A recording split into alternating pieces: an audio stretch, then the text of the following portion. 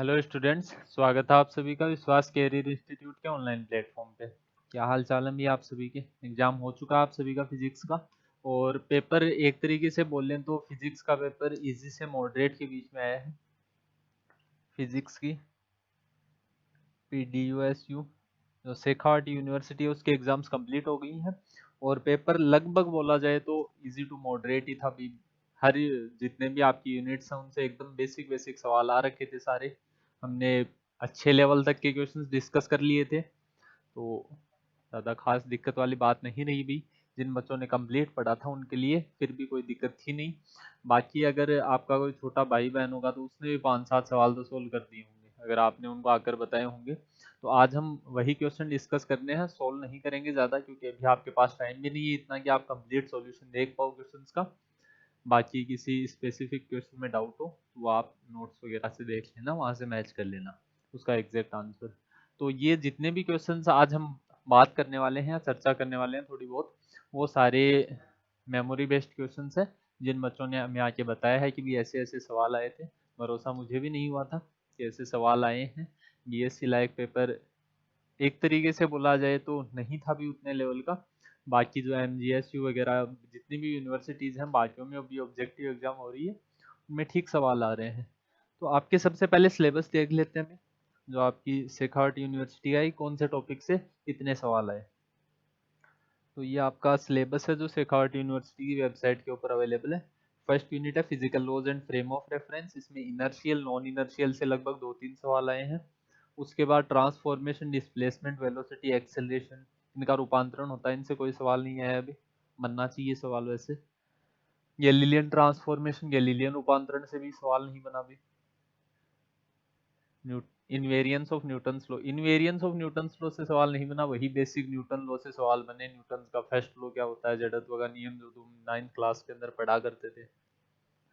इसके बाद Coriolis force है, कोरियोलिस फोर्स से मुझे कोई खास सवाल बताया नहीं भी किसी स्टूडेंट ने, और मेरे हिसाब से आया भी नहीं है, कोरियोलिस बल से कोई सवाल नहीं आया होगा। इसके बाद कंजर्वेटिव फोर्स, संरक्षी बल, एक आधा बेसिक सवाल आया है गुरुत्वीय बल से कि गुरुत्वीय बल संरक्षी बल होता है कि नहीं होता है, इस टाइप का। बाकी इससे भी फोकल्ट पेंडुलम वगैरह किसी टॉपिक से कोई सवाल नहीं देखने को मिला है। उसके बाद पोटेंशियल एनर्जी कर्व है, इंपॉर्टेंट टॉपिक होता है लेकिन उससे भी सवाल नहीं आया अभी। तो फर्स्ट यूनिट से अगर आपके जो स्पेसिफाइड टॉपिक्स है, देखो वैसे तो यूनिवर्सिटी का सिलेबस है, कोई फिक्स फॉर्मेट होता नहीं है कि भी यही सवाल आएंगे। तो पहला ही आपको सरप्राइज मिल चुका है फर्स्ट सेमेस्टर में आते ही कि पेपर ऐसा भी आ सकता है। मतलब जितना आप सोच के चल रहे थे उससे काफ़ी इजी पेपर आ गया। आप क्या सभी सोच के चल रहे थे? जिन बच्चों ने भी अच्छी मेहनत की है इसके अंदर की टोटल सारे कंसेप्ट पढ़े हैं, वो निराश मत हो कि भी हमने सब कुछ पढ़ा था और फिर भी हमारे अच्छे नंबर नहीं बन रहे। बाकी पास सारे बच्चे हो गए होंगे जिन्होंने लास्ट के 2 दिन में भी तैयारी स्टार्ट की है, वो भी इस पेपर के अंदर पास हो जाएंगे, इस टाइप का पेपर था। बाकी जिन्होंने ढंग से पढ़ा है उनके भी देखो कंसेप्ट आपने पढ़े हैं, मेहनत की है, हमने भी मेहनत की है, तो काम ही आएंगे ये सारे कंसेप्ट कभी ना कभी। जो भी आपने नोट्स वगैरह बनाए हैं उनको संभाल के रखना, अगर आप आगे कहीं भी फिजिक्स से कुछ भी एडवांस MSc वगैरह जो भी करना चाहें तो उस टाइम पे काफ़ी हेल्पफुल रहेंगे। यही सिलेबस रहता है क्लासिकल मैकेनिक्स का BSc लेवल तक। इसके बाद सेंटर ऑफ मास, इससे centre of mass and frame of reference, collision of particles, collision of particle इसमें मैक्सिमम पोर्शन यही कवर कर रखा है यूनिट में, लेकिन इससे सवाल नहीं देखने को मिले। सेंटर ऑफ मास से बेसिक सवाल थे, कहाँ होता है हमने जो डिस्कस कर रखे थे पहले से कि किसको बोलते हैं सेंटर ऑफ मास, ग्रेविटी का सेंटर होता है, वही क्वेश्चन थे। स्लोइंग डाउन ऑफ न्यूट्रॉन से भी सवाल नहीं देखने को मिला। एंगुलर मोमेंटम से 1-2 सवाल है। Conservation and charge particle scattering bye nucleus, इससे सवाल नहीं था। उसके बाद रिजिड बॉडी है, दृढ़ पिंड के सवाल थे कुछ, स्फीयर से रिलेटेड, मोमेंट ऑफ इनर्शिया जड़त्व आघूर्ण से रिलेटेड। बाकी इनर्शियल कोफिशिएंट से कोई सवाल नहीं था अभी। ये भी बोला जाए तो क्या बोल सकते हैं इसके बारे में, कुछ नहीं कहा जा सकता। बाकी सवाल थे नहीं भी जो टॉपिक्स आपके सिलेबस में डाले हुए हैं उनसे, और ये भी नहीं कह सकते कि सिलेबस से बाहर थे भी टॉपिक्स, क्योंकि ये चीज़ें सारी डिस्कस करते थे। जैसे हम I बराबर mr² लिखते थे, अब आपसे मोमेंट ऑफ इनर्शिया की यूनिट पूछ रहा है, डायमेंशन पूछ रहा है, तो उसको ये नहीं बोल सकते वो आउट ऑफ सिलेबस क्वेश्चन है। बस उसको ये बोला जा सकता है कि काफ़ी बेसिक सवाल है वो BSc लेवल पर।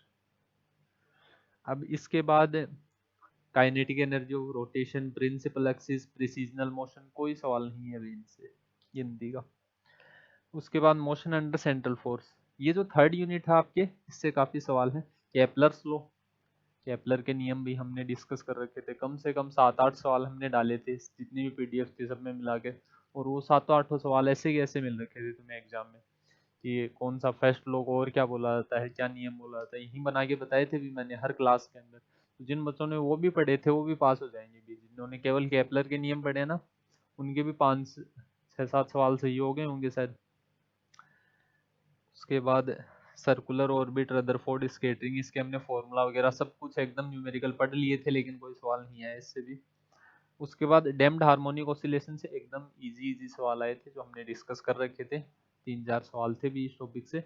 ड्रिवन हार्मोनिक ऑसिलेटर से 1-2 सवाल था, बाकी कपल्ड ऑसिलेटर, युग्मित दोलक से कोई सवाल नहीं देखने को मिला भाई। तो अभी जो भी क्वेश्चंस थे उन पर आते हैं अभी डायरेक्टली। देखिए first question, inertial and non inertial frames are, इसमें ऑप्शंस कुछ ऐसे थे, जड़त्वीय और अजड़त्वीय निर्देश तंत्र क्या होते हैं सारा डिस्कस कर रखा था हमने।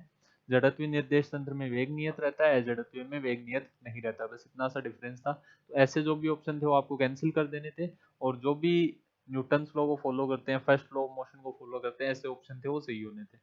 तो इसके अंदर जो बच्चों ने बताया वो ऐसा है कि दो ऑप्शन के अंदर कुछ ऐसा था कि फर्स्ट लॉ ऑफ मोशन और थर्ड इक्वेशन ऑफ मोशन को फॉलो करेंगे, तो उनको सबको फॉलो करेंगे, तो इसमें कुछ बोथ ए एंड बी अगर ऐसा कुछ ऑप्शन रहा होगा तो वो करेक्ट आंसर था।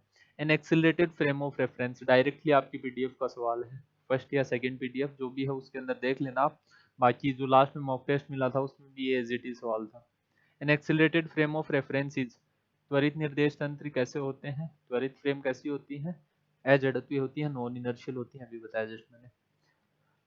The inertia of moving object depends on, गतिमान इनर्शिया क्या होता है, या फिर मोमेंट ऑफ इनर्शिया बोल दें, आई बराबर एम आर स्क्वायर, किस पर निर्भर करता है, द्रव्यमान पर निर्भर करता है, मास ऑफ द ऑब्जेक्ट पर निर्भर करता है, तो ऐसा जो भी ऑप्शन था वो सही हो गया होगा। The unit of momentum of a moving body, संवेग का मात्रक बताने पड़ेंगे भी ये सवाल भी आपको। मोमेंटम क्या होता है, मास इनटू वेलोसिटी, P बराबर एम वी, कई बार मैंने ये फॉर्मूला लिखा होगा बोर्ड के ऊपर। मास की यूनिट क्या होती है, केजी, वेलोसिटी वेग की यूनिट मात्रक क्या होता है, मीटर पर सेकंड। तो जो भी ऐसा ऑप्शन आपको दिखा होगा, केजी इंटू मीटर पर सेकंड, सबका सॉल्यूशन नहीं करेंगे भी, बेसिक बेसिक देखते जाओ कैसे क्या चल रहा है, अपने आंसर मैच करते जाओ, ज्यादा सस्पेंस में मत रहो। बाकी सब्जेक्ट की भी एग्जाम है, फिजिक्स का पेपर इजी आया है, जरूरी नहीं है अभी सारे पेपर एक एग्जामिनर नहीं सेट करता है, तो पेपर आगे वाले कैसे भी आ सकते हैं ना, ढंग से तैयारी रखना आगे वाले पेपर्स की।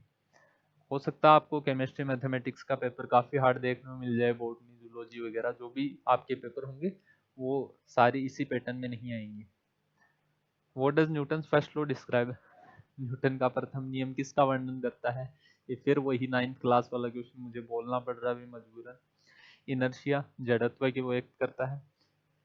Motion along the curved path, घुमावदार पथ पर गति कैसी होती है, कर्व्ड पाथ पे मोशन कैसा होगा, कर्वीलीनियर।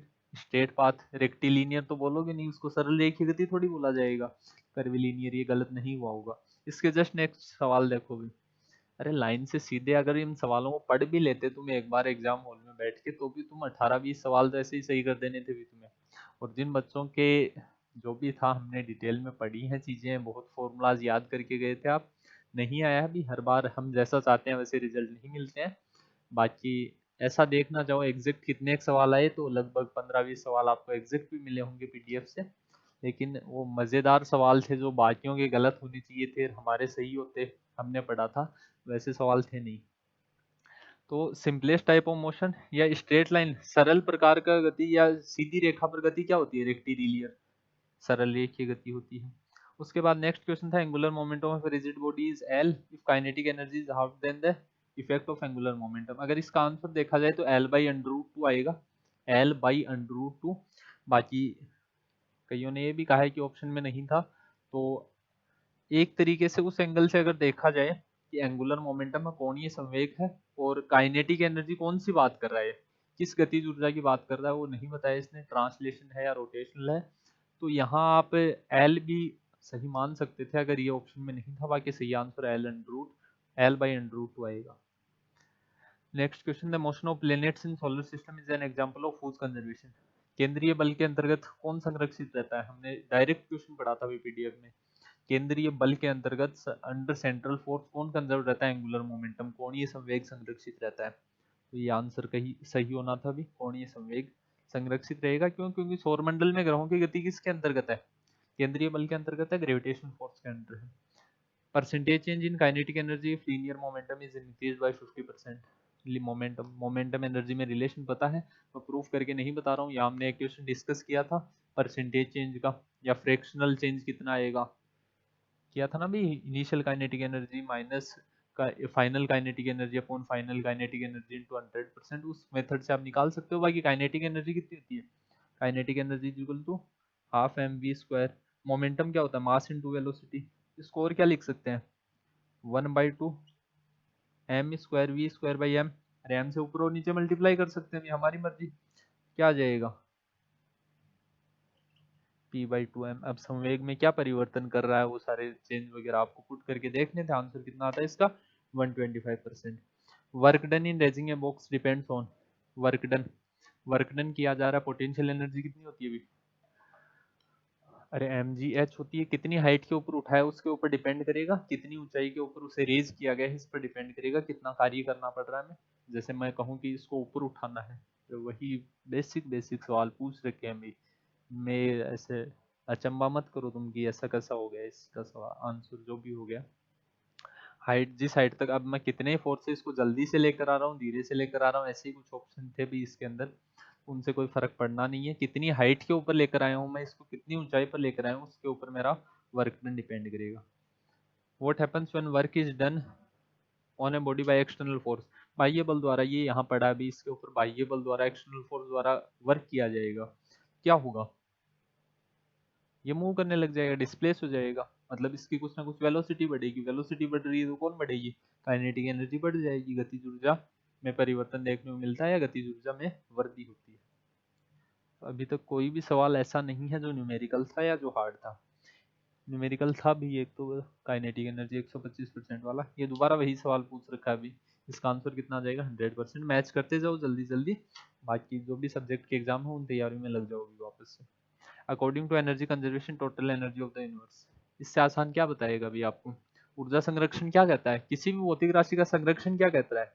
कि उस भौतिक राशि में कोई परिवर्तन नहीं आ रहा होगा समय के सापेक्ष, वो क्वांटिटी कंजर्व रहेगी, तो क्या कहेंगे?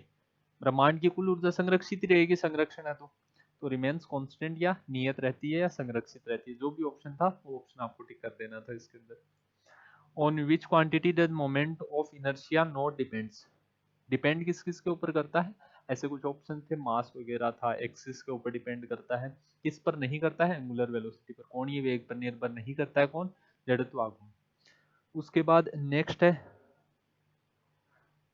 मतलब कुछ ऐसे ऑप्शन रहे होंगे इसके अंदर, आई बराबर एम आर स्क्वायर, तो मास पर डिपेंड करेगा, मास डिस्ट्रीब्यूशन के ऊपर, रेडियस के ऊपर, एक्सिस के ऊपर, इन सारी चीजों के ऊपर डिपेंड करता है। एंगुलर वेलोसिटी कोणीय वेग पर निर्भर नहीं करता है। When does moment of inertia comes in picture?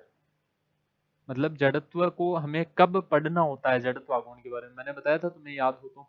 मास किस में होता है? लीनियर मोशन में। और जड़त्व किस में होता है? रोटेशनल मोशन में। ये एग्जैक्ट लाइन याद आ रही होगी अगर आपने सारे लेक्चर देखे तो। एग्जैक्ट लाइन बोली थी भी, ऐसा कुछ क्वेश्चन भी था कि मास को या फिर इनर्शिया को रोटेशनल मोशन में किससे तुलना की जाती है? द्रव्यमान से। पीडीएफ उठा के देखना भी एक बार, मत देखना वैसे अभी तो देखोगे फालतू। अरे इसलिए नहीं कह रहा कि सवाल नहीं था, सवाल था, लेकिन अब देखने का कोई मतलब नहीं है। जो करके आगे वो करके आगे, ज्यादा पछतावा मत करो इन चीजों का। When does moment of inertia comes in picture? कब आता है? रोटेशनल मोशन के अंदर, घूर्णन गति के अंदर ही हमें इसके बारे में अध्ययन करना होता है। नेक्स्ट क्वेश्चन देखते जाइए। What is acceleration of rolling sphere? ये थोड़ा ठीक ठाक सवाल था, 11th बेस्ट क्वेश्चन था। क्या आंसर आ जाएगा? लेस देन जी साइन थीटा। जो पढ़ लेना भी आप सवाल को। sphere of moment of inertia rolls down an inclined plane without slipping the ratio of rotational kinetic energy to the translational kinetic energy। ये फिर 11th बेस्ट क्वेश्चन है अभी हमारे सिलेबस में, इससे बहुत ज़्यादा कुछ खास लेना देना नहीं था, लेकिन मैं फिर बता रहा हूँ भी, किसी भी क्वेश्चन को आप ये नहीं बोल सकते आउट ऑफ सिलेबस था, कोई ऑप्शन ही नहीं है आपके पास। तो इसका आंसर क्या करेक्ट होता? 2/5। किसके हेल्प से निकालना था हमें? दोनों के लिए मोमेंट ऑफ इनर्शिया निकाल लेते। स्फेयर के लिए कितना होता था? 2/5 है। हमारी स्क्वायर डिस्कस भी किया था एक बार हमने। अब dimension of moment of inertia, जड़त्व आघूर्ण का आयाम नहीं आएगा, ये विमा ऐसा कुछ लिखा हुआ होगा भी आपके एग्जाम के अंदर। तो डायमेंशन मोमेंट ऑफ इनर्शिया क्या होता है, आई बराबर एम आर स्क्वायर। ये तो फॉर्मूला होता है मोमेंट ऑफ इनर्शिया का। आई किसके बराबर है, एम आर स्क्वायर। एम की यूनिट क्या, केजी। आर मतलब metre square, KG into metre square.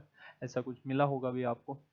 यहाँ डायमेंशन पूछिए तो M1L2T0, तो M1L2T0 ऐसा कुछ ऑप्शन था, वो सही का आंसर हो जाएगा। नेक्स्ट है which of the following has the less moment of inertia of all if all have equal मास। यहाँ एक इक्वल रेडियस भी लिखा हुआ होगा, अगर एग्जाम में आया होगा तो। बाकी इसमें भी आप कुछ कर नहीं सकते थे, बाकी लिखना चाहिए इक्वल रेडियस और इक्वल मास। इसके अंदर ऑप्शन कुछ इस टाइप के रहे होंगे, डिस्क, रिंग वगैरह। तो इनके अंदर सही आंसर क्या होना था, सॉलिड स्फीयर। अगर सॉलिड स्फीयर ठोस गोलाकार आकृति लिखा हुआ था तो वो आंसर होना था भी। बाकी अकेला स्फीयर लिखा था तो वो भी आपको करना ही था, अगर ठोस स्फीयर आंसर ऑप्शन में नहीं था। बाकी स्फेरिकल शेल इसका आंसर नहीं होता अगर वो ऑप्शन में था तो ध्यान देना, स्फेरिकल शेल और स्फेयर अगर दोनों ऑप्शन में थे तो स्फेयर ही आंसर होना है, सॉलिड स्फेयर आंसर होना है। उसके लिए कितना होता है, 2/5 एम आर स्क्वायर, सबसे कम उसी के लिए होता है। नेक्स्ट देखिए, moment of inertia of any section about an axis passing through centre of gravity minimum होता है, न्यूनतम होता है भी। आधार बी और गहराई डी, डायरेक्ट क्वेश्चन होता है, क्या आंसर आता है, B/D³ the unit of moment of inertia is, जड़त्वाघूर्ण की इकाई, केजी इंटू मीटर स्क्वायर। ये अभी बताया आपको भी। तो यही देखो moment of inertia, moment of inertia, वही 11वीं क्लास वाली कहानी। मैंने एक दिन कहा भी था तुम्हें, 11वीं पढ़ते कहाँ हो भी तुम, नहीं पढ़ते तो थोड़ा बहुत खामियाजा भुगतना पड़ रहा है क्या।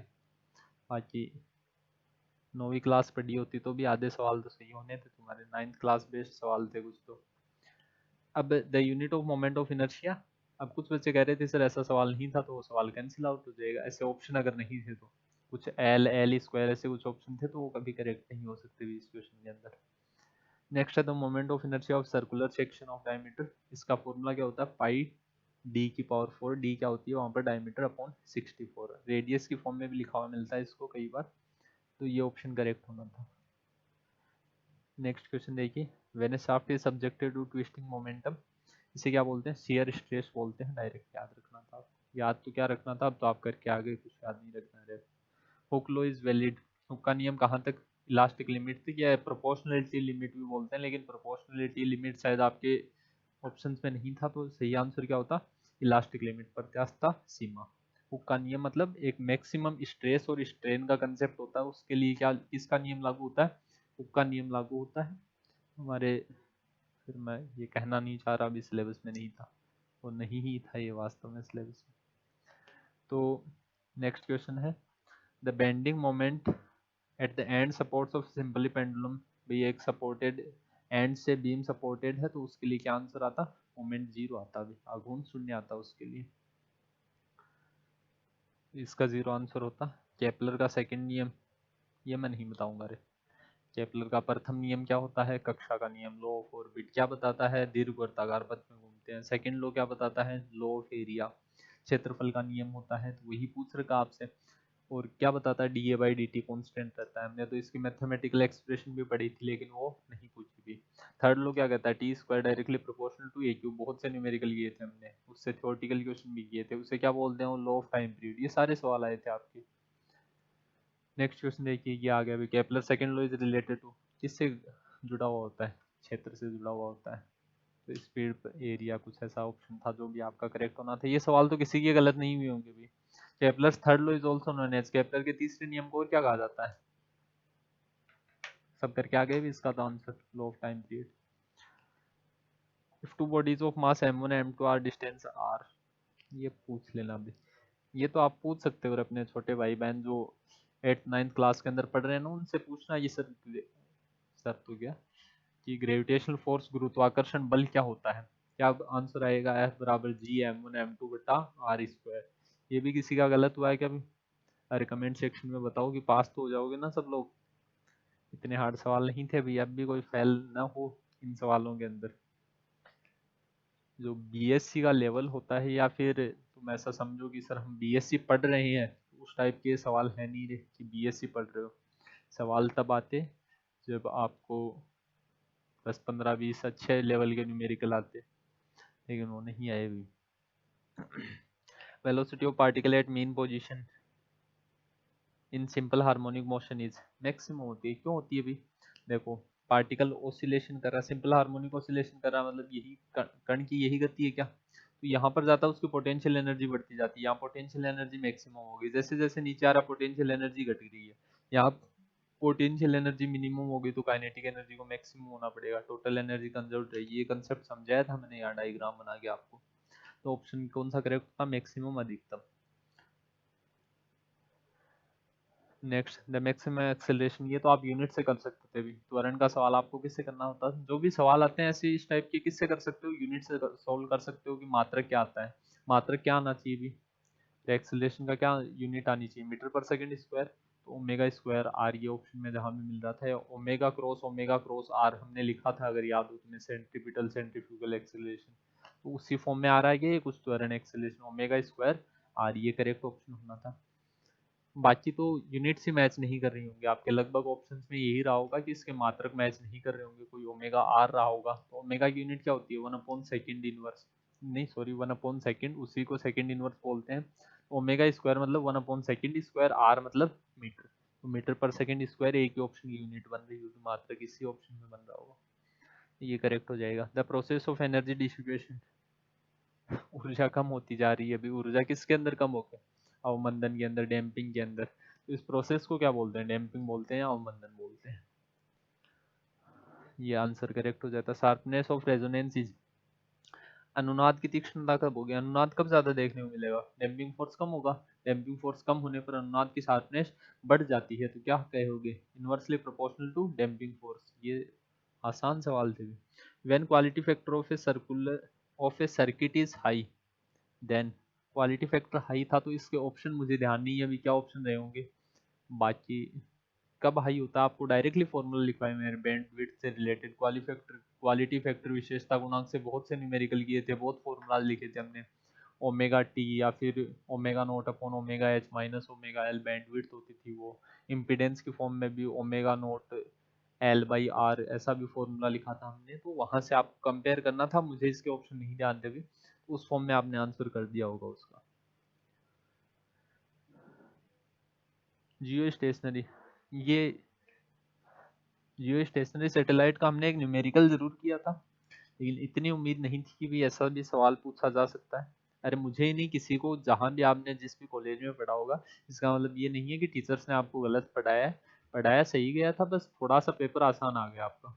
मतलब जो उम्मीद सोचा जाता है बीएससी का, उससे आसान पेपर आ गया आपका। तो जियो स्टेशनरी सैटेलाइट्स भू स्थिर ग्रह, उपग्रह होगा भी यहाँ पर, पृथ्वी के साथ, मतलब जियो स्टेशनरी है मतलब हमारे साथ वो स्टेशनरी है। तो हम कितने दिन, कितने टाइम पीरियड में ऑसिलेशन कर रहे हैं, मतलब कितना हमारे लिए टाइम पीरियड कितना, सॉरी ऑसिलेशन नहीं, रोटेशन, घूर्णन कितनी देर में करते हैं? 24 घंटे के अंदर। तो यहाँ ऑप्शन कुछ पर डे या 24 घंटे, जो भी ऑप्शन था वो करेक्ट होना था। उसके बाद है satellite of mass m is orbiting around the earth, इसके लिए डायरेक्टली GMM स्क्वायर आर की पावर 1/2। ये सोल्व करते हैं एंगुलर मोमेंटम की कंजर्वेशन से। जो फॉर्मूला अभी बताया ना मैंने कोणीय संवेग संरक्षण का, उसकी हेल्प से सोल्व किया जाता है। मैं फिर डेरिवेशन नहीं बता रहा हूँ, इसकी कोई यूज है नहीं अभी इसका। तो ये जो भी ऑप्शन में था वो करेक्ट हो जाना था। GMM, नहीं sorry, G capital M into small m का स्क्वायर। स्मॉल m क्या है? Mass of the satellite, capital M mass of earth, R क्या है? रेडियस ऑफ द ऑर्बिट, जो भी कक्षा के अंदर वो गति कर रहा है। इस कंप्लीट का अंडर रूट आना था। तो जैसे भी पावर हाफ या रूट में लिखा हुआ था वो ऑप्शन करेक्ट होना था। इसके बाद the angular momentum of satellite depends on, किसी भी ग्रह का कोणीय संवेग किस पर निर्भर करता है? अभी तो पढ़ा भी, कोणीय गति जिस पर निर्भर करती है, जे वेक्टर बराबर आई ओमेगा। कोणीय गति जिन पर निर्भर करेगी उन्हीं पर कोणीय संवेग भी निर्भर करना पड़ेगा। तो mass of satellite, mass of planet, radius of orbit, ये पहले 3 ऑप्शन थे आपके शायद। मुझे भी इनके बारे में एग्जैक्ट कोई आइडिया नहीं है रे। जो स्टूडेंट्स ने जैसा बताया है, जिस फॉर्म में बताया है, उसी फॉर्म में सवाल है मेरे पास, डायरेक्टली ये सवाल पहुंचे हैं टाइप होकर।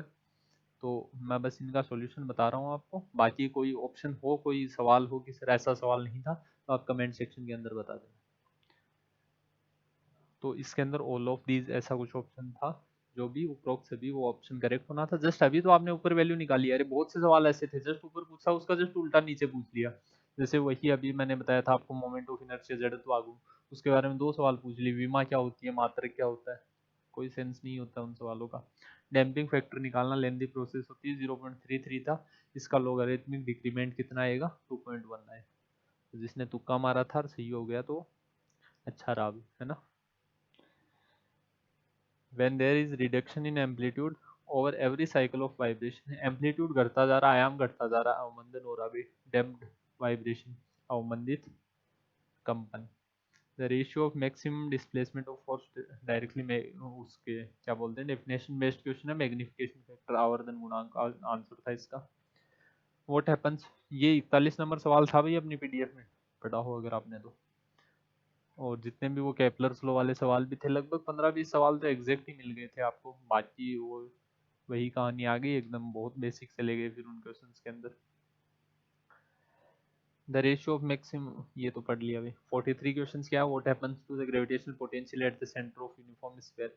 रेडियस घटती जा रही है तो क्या होगा, पोटेंशियल में डिक्रीज होगा। पोटेंशियल क्या होता है, K M by R, K M one M two by R, या G M one M two by R, इस फॉर्म में स्टडी करते हो आप। जैसे इलेक्ट्रोस्टैटिक पोटेंशियल पढ़ा होगा आपने, यू किसके इक्वल होता है, k q one q two upon r, यहाँ क्या आ जाएगा, m one M two upon r. तो रेडियस डिक्रीज हो रही है तो ये पोटेंशियल भी डिक्रीज होता है, विभव का मान भी घटता है।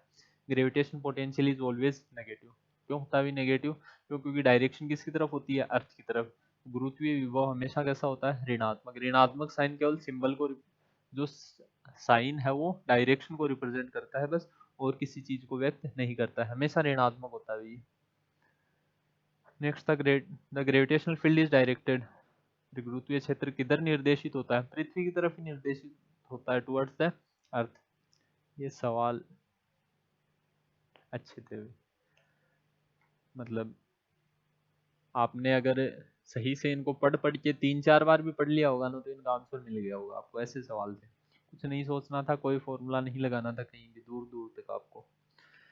कुछ सवालों को अगर छोड़ दें, 5-7 सवाल थे जो लेवल के थे, 10 तो छोड़नी ही थी वैसे भी आपको।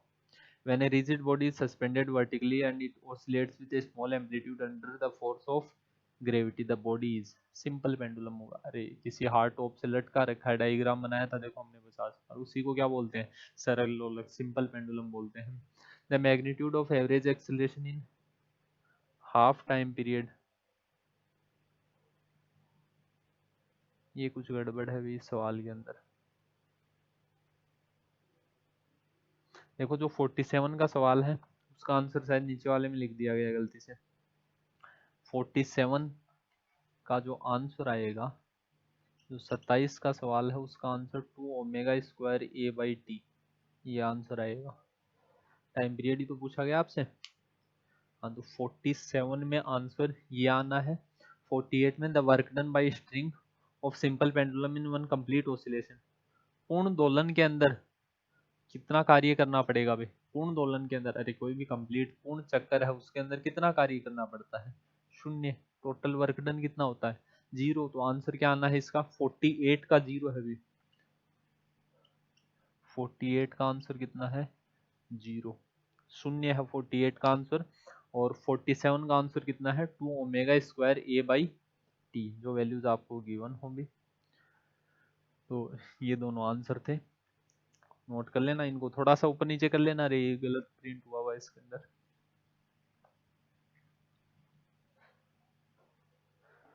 इसके बाद नेक्स्ट है the particle of medium vibrates. Wave वाला टॉपिक है ही नहीं है हमारे, बिल्कुल नहीं है, कहीं सिलेबस में स्पेसिफाइड नहीं है वेव्स वगैरह के बारे में, लेकिन फिर भी सवाल आ गया और एकदम आसान आसान सवाल थे। लॉन्गिट्यूडनल या ट्रांसवर्स वेव कहीं क्या होते हैं। बाकी जो अभी मैंने स्टार्टिंग में सिलेबस दिखाया उनमें आपको बहुत से टॉपिक ऐसा लगेगा आपको ये तो थे ही नहीं, मेंशन ही नहीं थे, क्या कर सकते हो भी आप, नहीं थे तो नहीं थे, सवाल आए हैं तो सवाल तो करने ही थे आपको। कोई छोड़ के तो नहीं आ गया ना कि पेपर हमारा नहीं है। अरे मुझे भी पहली बार बच्चों ने बताया था तो यही लगा कि हाँ ये बीएससी का पेपर नहीं हो सकता, लेकिन है भाई ये। The particle of medium vibrates in transverse wave, perpendicular vibrate करते हैं पार्टिकल्स, लंबवत, या फिर ऐसा कुछ 90 डिग्री राइट एंगल, ऐसा कुछ ऑप्शन रहा होगा इसके अंदर तो वो भी करेक्ट था। The wave in which particle of the medium vibrate in the direction of wave motion are called, wave motion तरंग के माध्यम कण कंपन करते हैं तो वो तरंग कौन सी कहलाती है? वो लॉन्गिट्यूडनल कहलाती है। ट्रांसवर्स और लॉन्गिट्यूडनल दोनों सवाल एक साथ पूछ लिए थे। कितने क्रिएटिव क्वेश्चंस है। Kepler's first law state about the orbit. Kepler का पहला नियम था पीडीएफ में, एज इट इज था, अभी लास्ट वाली पीडीएफ में था, अभी जो आपको दी थी। ये केपलर्स लॉ ने थोड़ी सी, ये मान के चलो आपकी, ऐसा लग रहा है कि हाँ कुछ पढ़ा था तुमने, है ना। क्या किया जा सकता है अभी इसका। केपलर का पहला नियम कक्षा के बारे में क्या बताता है? दीर्घवृत्ताकार कक्षा होती है, इलिप्टिकल पाथ होता है। 52 नंबर क्वेश्चन है, which law states that square of period T square बराबर ए क्यूब दीर्घ अक्ष के बराबर क्यूब के घन के बराबर होता है। किसका समानुपातिक होता है? सॉरी, बराबर नहीं होता है। टी स्क्वायर बराबर के ए क्यूब, न्यूमेरिकल्स भी किए थे, क्वेश्चन भी मिला था एज इट इज आपको पीडीएफ के अंदर। क्या होता है? केपलर्स थर्ड लॉ या केपलर्स लॉ ऑफ पीरियड, जो भी ऑप्शन के अंदर था वो करेक्ट कर देना था आपको। नेक्स्ट 53 द वर्क डन, ये तो जस्ट अभी पीछे आ गए ना, ये रिपीट हुआ है ये क्वेश्चन। 54 है, the centre of mass of body is often called. किसी पिंड का द्रव्यमान केंद्र को और अक्सर क्या कहा जाता है? Centre of gravity. अरे क्यों? क्योंकि total gravitation, centre of mass द्रव्यमान केंद्र के ऊपर क्या होता है? मास कंसंट्रेटेड होता है, कुल मास, कुल द्रव्यमान केंद्रित होता है, तो वही गुरुत्वाकर्षण बल लगेगा, तो उसे ही क्या कह देते हैं? सेंटर ऑफ ग्रेविटी भी कह देते हैं। नेक्स्ट है, the Jio stationery satellite around the earth is used for. General science का क्वेश्चन है अभी, ये फिजिक्स का क्वेश्चन नहीं बोल सकते रे इसको। पृथ्वी के चारों ओर भू स्थिर उपग्रह का उपयोग किया जाता है, किसके लिए किया जाता है? नेशनल कम्युनिकेशन के लिए। सैटेलाइट्स किसके काम में आते हैं? कम्युनिकेशन में, संचार के लिए प्रयोग में ली जाती हैं। अब इंटरनेशनल कौन सी होंगी? वो जियो स्टेशनरी नहीं हो सकती। इंटरनेशनल कैसी? घूमती रहेंगी भी पृथ्वी के चारों तरफ। पृथ्वी तो घूम ही रही है, उसके अलावा भी घूमती रहेंगी वो, किसी वेलोसिटी से, किसी एक्सेलरेशन से, सॉरी। और जो जियो स्टेशनरी होती है वो एक फिक्स पोर्शन को कवर करती है, एक फिक्स पार्ट को कवर करती है, तो क्या आ जाएगा? नेशनल कम्युनिकेशन आ जाएगा। तो ऑर्बिटल मोशन सिंक्रोनाइज्ड होता है, मतलब समान्वित होता है, समान काल के अंदर, या समकालिक होता है, ऐसा कुछ ऑप्शन मिला होगा आपको। सिंक्रोनाइज्ड होता है। ये कॉमन सेंस से सवाल थे भी तुम्हारे। देखो, जस्ट पिछला सिंक्रोनाइज्ड पूछा, अभी दूसरा नाम पूछ लिया जियो स्टेशनरी सैटेलाइट्स का। क्या होता है? सिंक्रोनस सैटेलाइट्स भी बोलते हैं इनको। ये ऑप्शन करेक्ट होना था, जो भी ऑप्शन के अंदर था। Oscillations are damped due to presence of. किसकी उपस्थिति के कारण दोलन अवमंदित होते हैं? ये सवाल था भी आपकी पीडीएफ के अंदर। एग्जाम्पल ऑफ डैम्पिंग फोर्स, अरे अवमंदन बल के कारण ही होंगे अवमंदित। तो अवमंदन बल के उदाहरण कौन कौन से हुआ करते थे? घर्षण बल, फ्रिक्शन फोर्स, विस्कस फोर्स, लिखाए थे आपको। सर एक सवाल था, both B and C correct होंगे, उसमें frictional force option number B था, option number C viscous force था, याद आ रहा हो कुछ तो। उसके बाद the oscillation of a system in presence of some resistive force are. यही सवाल घुमा फिरा के पता नहीं कितनी बार पूछ रखा है। किसी प्रतिरोधक बल की उपस्थिति में किसी कण प्रणाली में दोलन कैसा होता है? डैम्प्ड होता है, अवमंदित होता है, अवमंदित दोलन होगा। उसके बाद फोर्स्ड ऑसिलेशन से ये एक ही सवाल दिखा था मुझे, काफी हार्ड सवाल है भी। A forced system going under forced vibration is called. प्रणोदित कंपन के तहत चलने वाली प्रणोदित प्रणाली को कहा जाता है, क्या कहते हैं? रे ड्रिवन हार्मोनिक ऑसिलेशन, चालित आवर्ती दोलक। तो ये थे भी आपके अच्छे सवाल कुछ बीएससी सेमेस्टर फर्स्ट के। देखो, मजाक से सारी चीज़ें हटके हैं, लेकिन फिर मैं बता रहा हूँ, जिन बच्चों ने ढंग से पढ़ा है, ढंग से ही पढ़ना था आपको। बाकी बाकी सब्जेक्ट में लीनियंसी बिल्कुल मत करना, लापरवाही बिल्कुल नहीं करनी है आपको कि हाँ फिजिक्स का पेपर ऐसा आ गया, 9, 10, 11 जो भी लेवल का आया, जिस भी लेवल का आया आपको अटेम्प्ट करना था बस पेपर। एमसीक्यू एग्जाम थी। और पेपर देखो यूनिवर्सिटी में किस फॉर्मेट में सेट होते हैं, 3 जने 4 जने जो भी पेपर आते हैं वहाँ पर यूनिवर्सिटी में, उनमें से कोई एक सेलेक्ट किया जाता है, या जैसा भी फॉर्मेट होता है, तो उसमें आपको नहीं पढ़ना है क्या सिलेक्ट हुआ, क्या आ गया, जो आ गया वो आ गया, आप पेपर अटेम्प्ट करके आगे। मुझे लगता नहीं है इस पेपर के अंदर कोई फेल होगा कोई स्टूडेंट, क्योंकि ऐसा पेपर था ही नहीं रहा। आपने सवाल पढ़ भी लिए तो भी आप 18 सवाल तो सही कर दोगे। हमने कितने सवाल डिस्कस किए, इनमें से कितने हर पेज के ऊपर 3-4 सवाल ऐसे आ रहे थे जो बच्चों वाले से कि हाँ हमने पढ़े, इसका आंसर आ गया। तो कुछ सवाल इजी थे, कुछ मॉडरेट थे, 3-4 सवाल ऐसे बोल सकते हो जो डिफिकल्ट थे, 5-7 सवाल भी बोल सकते हो जो तुमसे नहीं होने थे या नहीं होने चाहिए थे। बाकी लगभग सवाल आप अटेम्प्ट कर पाते अगर आपने अभी तक बेसिक फिजिक्स भी पढ़ी है तो। बेसिक फिजिक्स की बात कर रहा हूँ मैं, बीएससी सेमेस्टर फर्स्ट की फिजिक्स आपने बिल्कुल नहीं खोल के देखी तो भी आप सवाल अटेम्प्ट कर पाते। लेकिन जिन्होंने सेमेस्टर फर्स्ट की फिजिक्स पढ़ी है, काम में आएगी भी आपके। और जो भी रहा, मेहनत आपने भी की है, अभी हमने भी की है। अब रिजल्ट जैसा भी रहता है उससे कोई कुछ निर्धारित नहीं होता है। बाकी जब भी आप एडवांस लेवल के ऊपर जो भी चीज़ें पढ़ रहे होगे, वहाँ आपकी ये चीज़ें काफ़ी काम में आने वाली है अभी। बाकी जो सिलेबस के अंदर टॉपिक्स थे, या पिछली अगर प्रीवियस पेपर्स उठा के देखोगे सेखावट यूनिवर्सिटी के बीएससी फर्स्ट ईयर मैकेनिक्स के, तो वहाँ अगर ऐसे सवाल याद करके जाओगे तो हवा नहीं लगनी है अभी। तो अच्छे सवाल आते हैं भी हर बार। इस बार पता नहीं क्या हुआ, जो भी हुआ, जैसा भी हुआ, तो पेपर की बुराई करने में कुछ नहीं है अभी। जैसा हुआ है वैसा हुआ है, अच्छा पेपर हुआ होगा सभी बच्चों का। आगे सारे पेपर अच्छे होते रहेंगे भी, ऐसे ही जुड़े रहिए। और जो भी सजेशन वगैरह हो कि भी कैसे पढ़ाना चाहिए आपको, कुछ बच्चों की आ रही है सजेशन, सर आपने ये ऐसे पढ़ाया वैसे पढ़ाया। देखो हमने अच्छा पढ़ाया, आपने अच्छा पढ़ा है, सिलेबस के अकॉर्डिंग पढ़ा था हमने, उसी के अकॉर्डिंग पढ़ाया गया था। अब सवाल जिस भी फॉर्म में आया, आसान आए, वो आपने अटेम्प्ट कर दिए। ये जो भी चीज़ें हैं भाई मैंने बार बार बोल दी हैं, मिक्स हो गई होंगी आपके भी दिमाग में, तो ज़्यादा टेंशन नहीं लेनी है। आगे जो इसकी तैयारी में लगे हुए हो, मतलब जो भी पेपर की तैयारी कर रहे हो, उस तैयारी में लगे रहो। तो आज के लिए इतना ही, धन्यवाद।